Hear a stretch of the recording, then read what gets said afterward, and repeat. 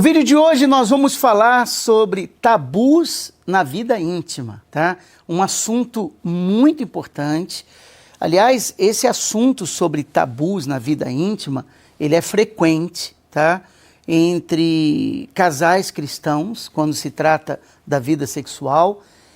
E eu queria que você tratasse desse tema com legitimidade. Não há vergonha, não há desonra alguma em querer saber sobre isso. Até porque é a dúvida de muita gente e nós queremos esclarecer aqui nesse vídeo para ajudar você, para que você esteja bem e fique bem, né, no seu relacionamento, sobretudo. Nós vamos tratar desse assunto com o máximo respeito, tá? E eu gostaria que você entendesse o quanto ele é complexo. Por que ele é complexo? Porque nós encontramos opiniões bem diferentes com respeito ao mesmo assunto, ao mesmo tema. Nós temos um grupo de pessoas, tá, que vão dizer que a prática é terminantemente pecaminosa, tá? E a outra vai dizer, o outro grupo vai dizer que não tem nenhuma referência bíblica dizendo que é pecado. Por isso que é um assunto complexo e por causa da grande diferença de opiniões, acaba dificultando muito falar sobre esses tabus, mas eu quero ajudar você dentro da palavra de Deus, tá bom? Eu queria pedir, primeiro, que você já se inscrevesse no nosso canal. Não se esqueça, para você escrever agora, porque o tempo vai passando e acaba a pessoa deixando para depois, esquece. Se inscreva agora no nosso canal, ative o sininho, notificações para você ser lembrado dos próximos vídeos que nós estaremos postando aqui. E não se esqueça de dar o seu joinha, o seu like aqui, que é muito importante para que o YouTube venha divulgar esse vídeo para outras pessoas. Bom, nós já falamos dos dois grupos, os que consideram pecado e os que consideram não ser pecado, porque não há nenhuma referência bíblica. Os que julgam ser pecado dizem que o corpo foi criado anatomicamente correto, ou seja, no encontro das duas genitálias acontece o prazer e ponto final, tá? Nesse caso, usar as genitálias de uma outra forma configura pecado, na visão desse grupo de pessoas. Outros vão dizer, e vão usar os textos como o do rei Salomão, por exemplo, que manda deleitar com os seios da sua mulher. Ora, sabemos que seios femininos foram feitos para alimentar crianças, não é verdade? Logo, Salomão mostra que há outras formas de ser usado isso. Ele mostra que há outras partes do corpo que servem também para o prazer sexual. Então, diante desse cenário, eu quero dar a minha opinião. Em primeiro lugar, você precisa entender que o sexo, ele foi criado por Deus. Foi Deus que criou o sexo. A Bíblia é clara com respeito ao sexo anal, não deixa dúvida que é pecado, porque ele vai contra o uso natural do corpo, tá? Está lá em Romanos capítulo 1, você pode conferir depois na sua Bíblia, se você quiser. Agora, sobre o sexo oral, por exemplo, que é um grande tabu, não tem textos muito claros a esse respeito na Bíblia.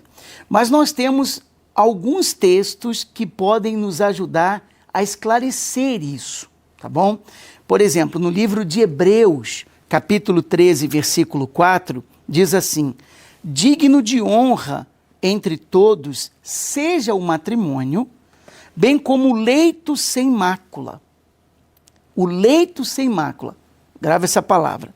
Porque Deus julgará os impuros e adúlteros.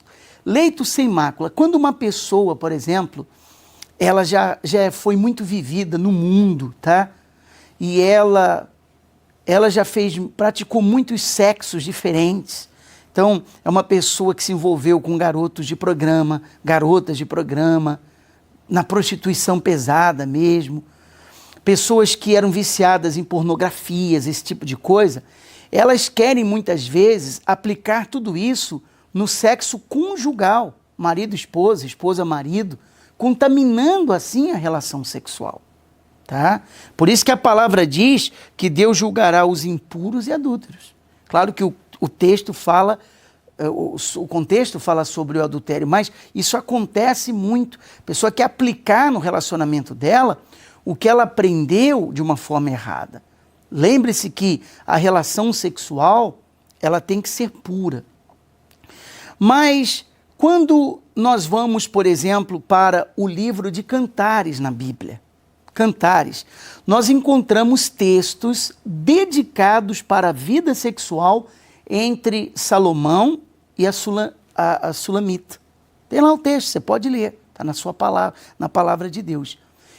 E lá no texto de Cantares, nós encontramos muitas preliminares com carícias, o texto cita genitárias masculinas, femininas, corpos nus, seios sendo acariciados, mostrando que a relação sexual não está limitada só à penetração, mas há carícias que envolvem outras partes do corpo, tá? Ora, se ele está falando dos seios, que esses podem ser acariciados, beijados, ele nos dá abertura para dizer que o sexo oral pode ser válido nesse sentido. Entende? Pode ser válido nesse sentido. Um outro texto que pode nos ajudar também está em 1 Pedro, capítulo 3, versículo 7. Ele diz assim: maridos, vós igualmente, vivei a vida comum do lar com discernimento e tendo consideração para com a vossa mulher, com a parte mais frágil. Outras versões falam uma expressão um pouco diferente, mas o principal aqui é considerar ela como a parte mais frágil. Então tem que existir, sobretudo, a consideração. Por exemplo, tem uma versão que fala, dando honra à mulher como vaso mais fraco, né? Então ele diz, igualmente vós, maridos, coabitai com elas com entendimento, se referindo às esposas. Ora, o que isso significa, coabitar? Coabitar com entendimento é viver uma vida comum do lar, o dia a dia, envolvendo relações sexuais, tá? Coabitar com discernimento, tendo relação sexual com entendimento, com sabedoria, com amor, sobretudo. Nada imposto, sabe?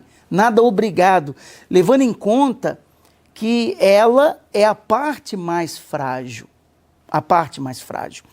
Um outro texto também que nos ajuda está em 1 Coríntios, capítulo 7, depois você confere também, se você não está acompanhando a gente com a Bíblia, mas 1 Coríntios, capítulo 7, versículo 5, ele diz assim, não vos priveis um do outro, salvo talvez por mútuo consentimento.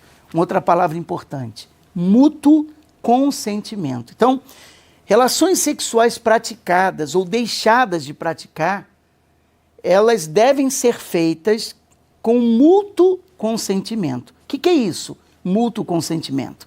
As duas partes devem concordar. Acredito, então, que aí está a resposta para o sexo oral, tá? Uma coisa espontânea, uma coisa genuína, ambos reconhecem prazer nessa prática, ambos concordam, ou é algo que uma das partes impõe, obriga e coage a outra a ceder. Sendo assim, eu acredito que é pecado quando uma das partes é obrigada, pressionada ou coagida a fazer. Aí configura o pecado. Agora, de ambas as partes tem que haver a consciência limpa quanto a isso. Se você tem uma consciência limpa com respeito a isso, você está em paz. E ambas as partes entendem que isso melhora a relação do casal, melhora o relacionamento, não acredito haver problema nesse sentido, tá? Todavia, é algo muito pessoal, é muito particular. Cada um tem que julgar caso por caso, porque é uma decisão íntima de cada casal, tá? Eu espero que esse vídeo tenha lhe ajudado. Eu queria que você compartilhasse esse vídeo com outras pessoas no seu grupo de WhatsApp, no seu Facebook, para esclarecer mesmo abrir o entendimento dos cristãos com respeito a isso. Dê o seu like nesse vídeo, que é muito importante. Se inscreva no nosso canal, se você ainda não fez, e ative o sininho de notificações para você ser lembrado dos próximos vídeos e orações que nós estaremos fazendo aqui.